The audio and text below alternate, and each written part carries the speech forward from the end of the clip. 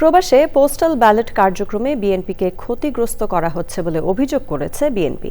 প্রধান নির্বাচন কমিশনারের সঙ্গে বৈঠক করে দলের স্থায়ী কমিটির সদস্য সালাউদ্দিন আহমদ বলেছেন, অনেক দল আচরণবিধি লঙ্ঘন করছে। এদিকে দলীয় চেয়ারম্যান জিএম কাদেরের সই না থাকায় দলের আরেক অংশের নেতা আনিসুল ইসলাম মাহমুদ সহ বেশ কয়েকজনের মনোনয়ন ফিরে পাওয়ার আবেদন নামঞ্জুর করেছে নির্বাচন কমিশন। নাজিব বেগের রিপোর্ট। মনোনয়নপত্র বাতিল ও গ্রহণ নিয়ে রিটার্নিং কর্মকর্তার সিদ্ধান্তের বিরুদ্ধে নির্বাচন ভবনে ষষ্ঠ দিনের মতো নির্বাচন কমিশনের শুনানি। নেত্রকোনা ৫ আসনে প্রার্থীরা ফিরে পেতে জামাতের মাসুম মুস্তফার করা আবেদন মঞ্জুর করে নির্বাচন কমিশন।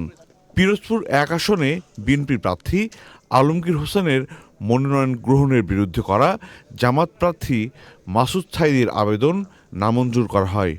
প্রার্থীতা ফিরে পেতে আনিসুল ইসলাম মাহমুদ ও মুজিবুল হক চূর্ণ সহ জাতীয় পার্টির একাংশের ৬ জনের আবেদনও নামঞ্জুর করা হয়েছে। ওই যে গ্রুপটির কথা আপনি বলেছেন, তারা ১০০ উপরে প্রার্থী দিয়েছিল।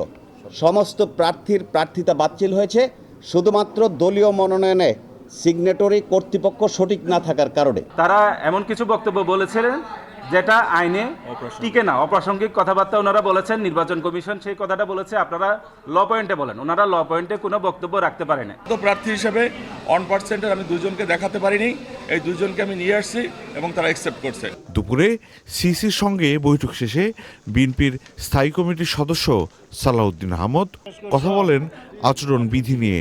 যেহেতু বাংলাদেশে প্রবাসীদের ভোটদানের এই নিয়মটা এই প্রথম এক্সারসাইজ হচ্ছে, এখানে কিছু ভুলভ্রান্তি থাকতে পারত, তবে যে ভুলভ্রান্তিটা হচ্ছে এখানে আমরা ভিক্টিমাইজড, আমরা ক্ষতিগ্রস্ত হচ্ছি এবং একটি নির্দিষ্ট রাজনৈতিক দলের পক্ষে হয়ে কিছু কিছু এখানে কাজ হয়েছে বলে আমাদের ধারণা, এবং সেটা প্রকাশিত হয়েছে, আসলে ধারণাও নয়। এখন বিভিন্ন রাজনৈতিক দলের গুরুত্বপূর্ণ নেতারা বিভিন্নভাবে যে সমস্ত বক্তব্য বিবৃতি দিচ্ছে এবং সেটা ভিডিও পাওয়া যায়, তাতে করে নির্বাচন আচরণবিধি লঙ্ঘন হচ্ছে।